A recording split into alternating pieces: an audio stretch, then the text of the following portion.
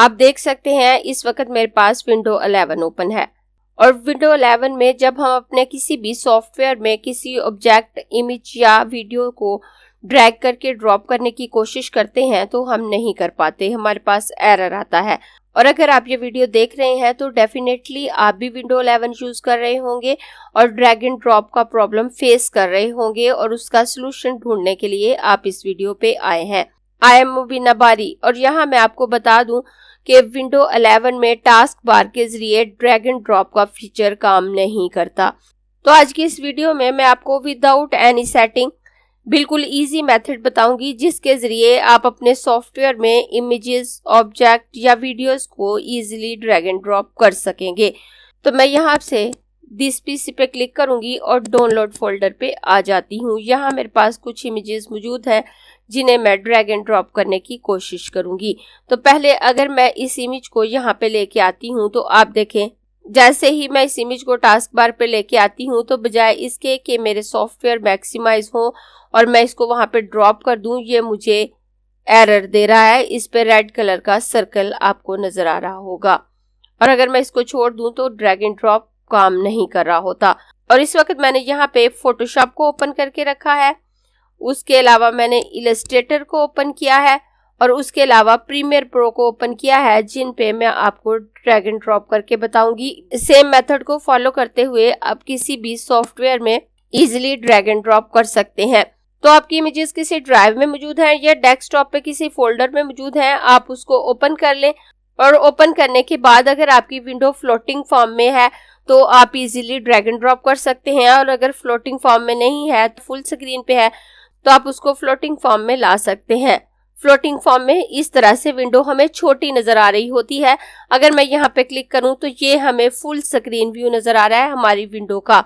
और अगर मैं यहाँ पे क्लिक करूं तो यहाँ मुझे नीचे इसको स्प्लिट करने के लिए भी ऑप्शन शो हो रहे हैं, तो मैं स्प्लिट नहीं करूंगी। मैं यहाँ मैक्सिमाइज ऑप्शन पे अगर क्लिक करूं तो ये फ्लोटिंग फॉर्म में आ जाती है इस तरह से। उसके बाद जिस सॉफ्टवेयर में मैं ड्रैग एंड ड्रॉप करना चाहती हूँ मैं उसको भी मैक्सिमाइज कर लूंगी। तो उसके बाद अगर मैं यहाँ पे आऊं तो ये डाउनलोड फोल्डर मुझे नजर आ रहा है और अगर मैं इस पे क्लिक करती हूँ तो इस तरह से ये मुझे मेरे सॉफ्टवेयर के ऊपर नजर आ जाएगा। अब मैंने जिस भी इमेज को ड्रैग एंड ड्रॉप करना है मैं इजीली ड्रैग एंड ड्रॉप कर सकती हूँ। अगर मैं इस इमेज को ड्रैग एंड ड्रॉप करना चाहूँ और अगर मैं इसको ड्रैग करके यहाँ कैनवस पे ड्रॉप करूंगी तो ये मेरे उसी डॉक्यूमेंट में एक लेयर के तौर पे ओपन हो जाएगा। इसको मैं यहाँ पे छोड़ दूं तो आप देखें ये इमेज मेरे डॉक्यूमेंट में ओपन हो चुकी है।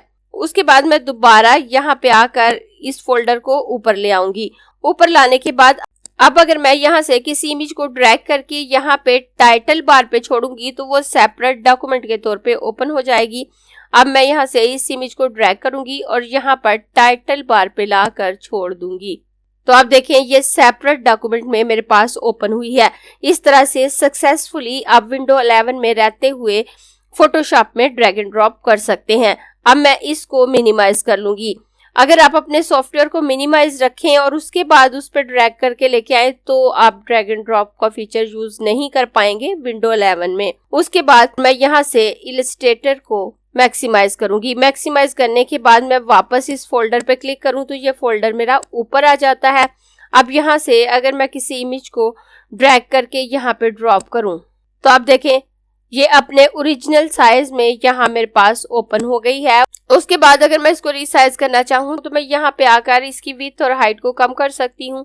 इस लिंक को एक्टिव करूंगी और यहाँ पर अगर इसकी विड्थ कम करती हूँ और बाहर क्लिक करूँ तो इसकी हाइट भी उसी प्रोपोर्शन से कम हो जाती है और इस तरह से ये इमेज मेरे डॉक्यूमेंट में आ जाती है। उसके बाद मैं इसके साइज को थोड़ा सा बड़ा कर लूंगी। उसके बाद आप मजीद जो भी इस पे वर्किंग करना चाहें आप कर सकते हैं।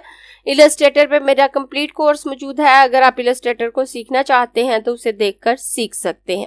उसके बाद मैं इसको दोबारा मिनिमाइज करूंगी और अगर कोई इमेज डेस्कटॉप पे मौजूद है, किसी फोल्डर में मौजूद नहीं है और हमने उसे अपने सॉफ्टवेयर में ऐड करना है तो हम क्या करेंगे, तो उस सूरत में हम अपने सॉफ्टवेयर को फ्लोटिंग फॉर्म में लेके आएंगे।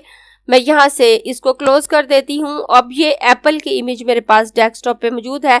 मैं फोटोशॉप को यहाँ से मैक्सिमाइज करूंगी और अपने इस डॉक्यूमेंट पे आ जाती हूँ और इस डॉक्यूमेंट पे आकर अगर मैं यहाँ पे क्लिक करूँ तो अब आप देखें मेरा सॉफ्टवेयर फ्लोटिंग फॉर्म में आ गया। उसके बाद मैं इस एप्पल की इमेज को पकड़कर यहाँ कैनवस पे ड्रॉप करूंगी तो ये इसी डॉक्यूमेंट में एक लेयर के तौर पे ओपन होगा, और अगर टाइटल बार में ड्रॉप करूंगी तो ये सेपरेट डॉक्यूमेंट में ओपन हो जाएगा। अब अगर इसको मैं यहाँ पे छोड़ दूं तो आप देखें ये एप्पल की इमेज यहाँ पे ऐड हो गई। उसके बाद मैं वापस इसको मैक्सिमाइज कर सकती हूँ। मैं इसको मिनिमाइज कर देती हूँ। उसके बाद अगर मैंने किसी वीडियो को किसी सॉफ्टवेयर में ऐड करना है, जैसे मैं वीडियो को प्रीमियर प्रो में ऐड करना चाहती हूँ, तो सेम मेथड है। मैं यहाँ दिस पीसी पे आऊंगी और यहाँ पे क्लिक करके यहाँ से अपनी वीडियोस के फोल्डर को ओपन कर लेती हूँ। ओपन करने के बाद मैं यहाँ से प्रीमियर प्रो को मैक्सिमाइज करूंगी और वापस यहाँ पे आकर यहाँ पे क्लिक करूं तो ये वीडियो का फोल्डर मुझे नजर आ रहा है। अगर मैं इस वीडियो को यहाँ से ड्रैग करूं और यहाँ पे लाके ड्रॉप कर दूं तो आप देखें ये सक्सेसफुली यहाँ पे ड्रॉप हो गई है। इस तरह से विंडो 11 को यूज करते हुए अगर आप अपने फोल्डर को फ्लोटिंग फॉर्म में ले आते हैं या फिर आप अपने सॉफ्टवेयर को फ्लोटिंग फॉर्म में ले आते हैं तो आप इजीली ड्रैग एंड ड्रॉप कर सकते हैं। आई होप ये वीडियो आपके लिए हेल्पफुल रहेगी।